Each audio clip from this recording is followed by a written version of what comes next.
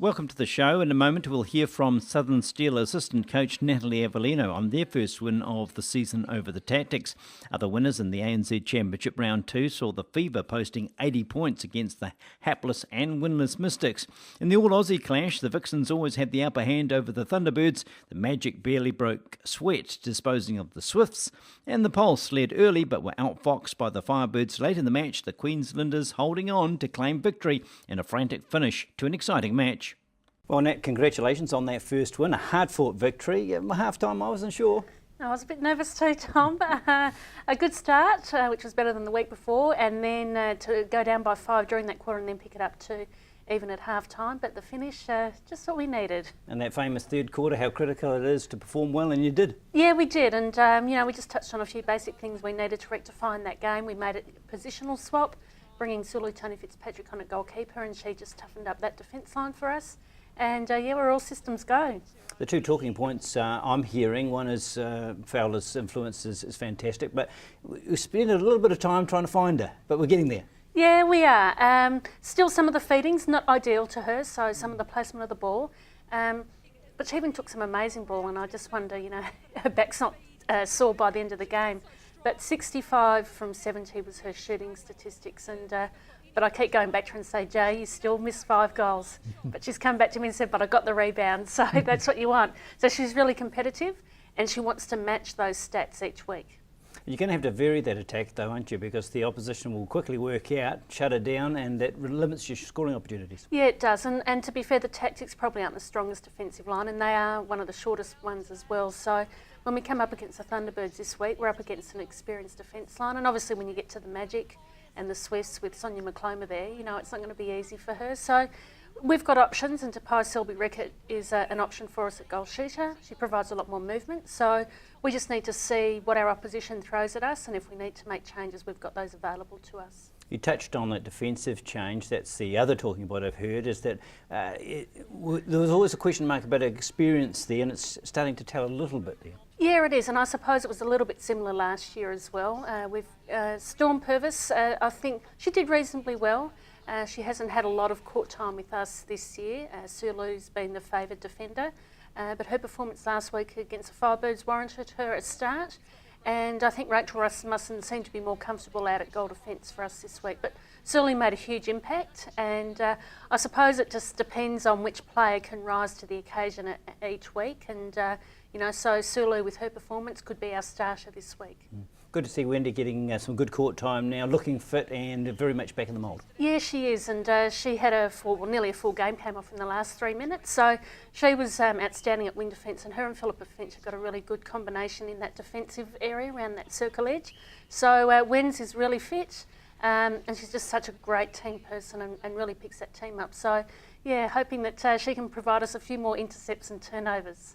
All right, it's easy to pick the good shooting stats as perhaps a place to put the player of the game, but Philippa Finch, for me, outstanding on the weekend. Yeah, look, she just keeps going and going and going. So many times last year we said if only we had a few more Philippa Finches out there, and she had a tough game. Jade Clark was pretty physical and was worn during that game.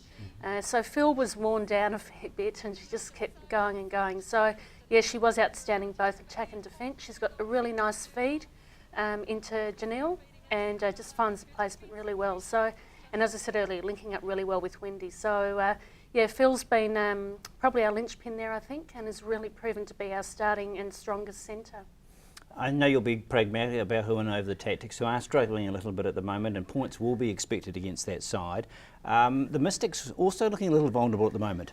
Yeah, they are. To get 80 goals scored against them and the fever to do that against the Mystics was pretty huge and a bit of a surprise, to be honest. The Mystics are a little bit out of sorts, and losing Temapara George and Jade Clark in their midcourt, they probably haven't been replaced as well as they possibly could be. So they're trying to find that combination, and we haven't got too long before we play them, and we just hope that they're still down and out when we do play them. And Temapara was always going to be a hard player to replace. I mean, not having a centre is like not having a first five in rugby, isn't it? Yeah, it is. It is pretty difficult, and I think the problem as well, losing Jade Clark, they'd signed Julie Corletto as their import player, so that put Jade Clark out of the question straight away. So there's not a lot of mid-court around in New Zealand, so they are struggling there. And they looked at Kayla Cullen as being an option, but they had to revert back to her going back to goal defence, just hoping that she would tighten up. But I think there's a lot of expectation on Kayla Cullen, and I'm not sure that she's handling it too well at the moment. Well, look at the Pulse. That was a great game. Very exciting finish, wasn't it? They had control of the match and let it slip a little bit. Yeah, the second time they've done that. You know, they've been up by 5 goals, 6 goals, and then they've let it slip. So a few personal errors from some of their key players, and the Firebirds capitalised. I think Laura Geitz came into the game in the second half like she did against us the week before. So, yeah, the Pulse can be vulnerable. So could they be the chokers of the competition, you know, having a lead? And they've certainly got the players to continue with that lead. But, yeah, they'll be very disappointed with their performance and their loss. They've only played Australian teams so far, so we don't quite know where you sit, do you, till you've played everyone effectively? Yeah, you're actually not sure if that's an advantage or not, because if they get close to finals and then they have to play an Aussie team, well, they wouldn't have played them for such a long time. So, yeah, the draw's a little bit tricky for them to go 3 Aussie teams in a row, but turn that around, having them 3 in a row, at least you're used to the style of play you're up against. So, but if they get close to finals, it's going to be tough for them if they come up to an Aussie style, because they are more physical, one-on-one, and in your face a little bit more. As the Thunderbirds will be. Yes, What's they your will. expectation? What did you read of their 2 performances so far? Yeah, look, they were lucky probably to beat the Pulse in the end in round 1, and I thought the Vixens just were too classy against them. Carla Borrego really struggled. They couldn't find her in the shooting circle, and they had to make a few changes, which is very uncharacteristic of the Thunderbirds. So the problem for us is, though, facing them after a tough loss, and whenever you come up against the Thunderbirds after a big loss, you know, you've got to watch out. So, but yeah, we're quite happy with where we are at the moment, and you know, we know that because we won by 19, it's not going to be as easy against the Thunderbirds. It is going to be physical, it is going to be tough, and we expect them to come out very, very hard. So yeah, let's just hope we're on our game and can match them. One game we didn't touch on was the Magic. They gave Swifts a severe thumping. Not often New Zealand team dominates an Australian team so much. Is that one team so good, one team so poor, or a bit of both? Oh, look, I think there was some interesting calls against the Swifts. I think they had 88 penalties to 35. So that's, you know, showing that the Swifts were really blown out of the game. I think they were 19-5 in the first quarter. It's pretty tough to expect to come back from that, considering the Swifts were a pretty good lineup and had won the week before. So, but in saying that, it's just showing the class of the Magic team. And the Magic and the Vixens are on top, and I think they're the 2 teams that are really going to be there again at the end of the year. It's a tough call on these umpires, not a call on the umpires, but a call by the umpires, because we're getting lopsided calls. I think the Pulse had a heavy count against them in Australia. Now the Swifts have suffered. Not sorted yet. Yeah, look, it's been going for 5 years and they still can't come to a happy medium.